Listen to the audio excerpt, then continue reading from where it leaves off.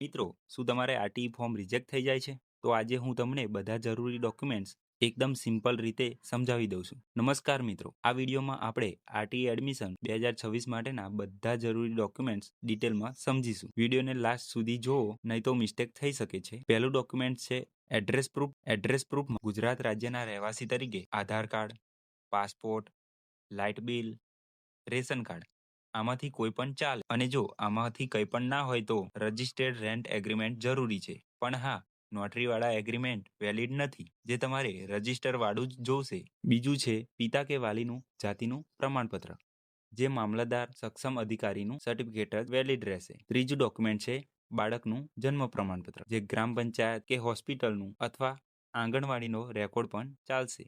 પછી બીજું જોશે બાળકનો પાસપોર્ટ સાઇઝ કલર ફોટો, જે ક્લિયર દેખાય તેવો હોવો જોઈએ. પછી જોશે પિતા કે વાલીનો આવકનો દાખલો, જે મામલતદાર, તાલુકા વિકાસ અધિકારી અથવા તલાટીનો હશે તો પણ વેલિડ રહેશે. અને યાદ રાખો કે જે આવકનો દાખલો નવો કઢાવેલો હોવો જોઈએ. 1 એપ્રિલ 2024 પછીનો હશે તો જ ચાલશે. જો તમે બીપીએલ કેટેગરીમાં છો તો અલગ સર્ટિફિકેટ જોશે. અને અનાથ, ચાઇલ્ડ કેર, બાળ ગૃહ માટે CWC નું સર્ટિફિકેટ જરૂરી છે. દિવ્યાંગ બાળકો માટે સિવિલ સર્જનનું સર્ટિફિકેટ જરૂરી છે, જેમાં મિનિમમ 40% ડિસેબિલિટી હોવી જોઈએ. લાસ્ટમાં આધાર કાર્ડ, બેંક પાસબુક અને સેલ્ફ ડેક્લેરેશન અપલોડ કરવું જરૂરી છે.